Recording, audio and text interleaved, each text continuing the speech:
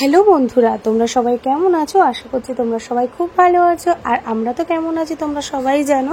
আজকে চলে এসেছি একটা ছোট্ট ভিডিও নিয়ে তোমাদের কাছে।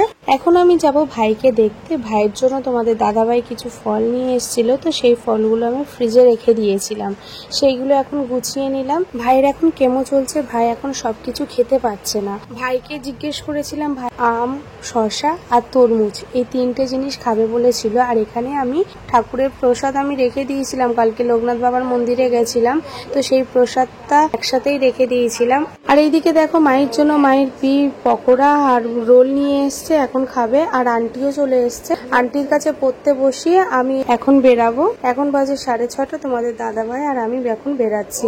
কাল তোমাদের দাদাভাই গেছিল ফলগুলো নিয়ে, কিন্তু রাস্তায় একটু প্রবলেম হওয়াতে সঙ্গে সঙ্গে চলে এসছে, তো ফলগুলো আমি ফ্রিজে রেখে দিয়েছিলাম। আজকে আমি আর তোমাদের দাদাভাই বেরাচ্ছি। আর এইদিকে মাইকে বললাম বাবা দুষ্টুমি করো না।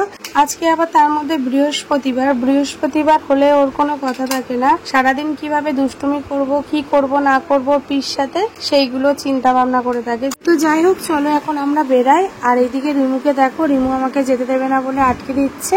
জানো তো ভাইয়ের যখন থেকে এই রোগটা ধরা পড়েছে তখন থেকে এই রিমু যেন কেমন একটা হয়ে গেছে। ও সবসময় আমার সাথে থাকে।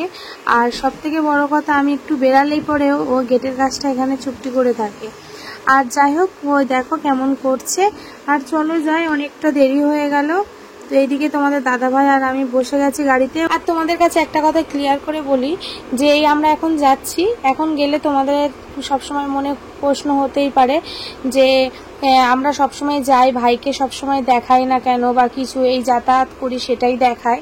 ভাইয়ের তো এখন কেমো চলছে, ভাইয়ের শরীরটা সবসময় ঠিক থাকে না। যখন ঠিক থাকে তখন তোমাদের সাথে শেয়ার করি। আর কি বলো তো, ও এমনিতেই ক্যামেরার সামনে আসতে একটু লজ্জা পায়, সেই কারণে আরও সবসময় নিয়ে আসা হয় না। আর এখন যেহেতু কেমোটা চলছে, সেই কারণেই ওর শরীরটা খারাপ থাকাকালীন ও সবসময় ওর সাথে দেখাও হয় না ভাইয়ের সাথে। এবার মা বাবা যারা থাকে তাদের কাছেই একটু তাদের সাথে দেখা করে আমরা চলে আসি। ভাই ব্যালকনিতে বেরাই, তখন ভাইয়ের সাথে ওই দূর থেকে একটু দেখা করে নিই।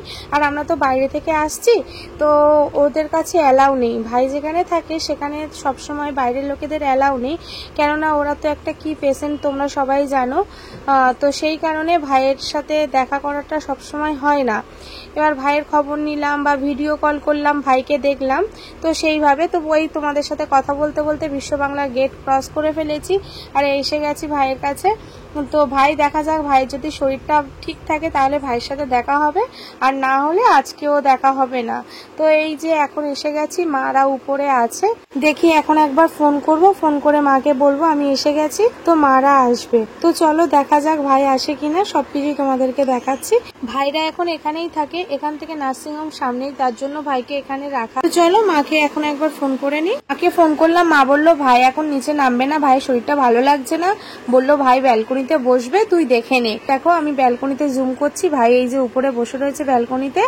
তো ভাইকে দেখে নিলাম, আর নামার কোনো দরকার নেই। তো চলো বন্ধুরা, আজকের মতো ভিডিওটা আমি এখানেই শেষ করছি। দেখা হবে নতুন কোনো ভিডিওতে তোমাদের সাথে, ততক্ষণে তোমরা সুস্থ থেকে ভালো থেকে। আজকের মতো টাটা।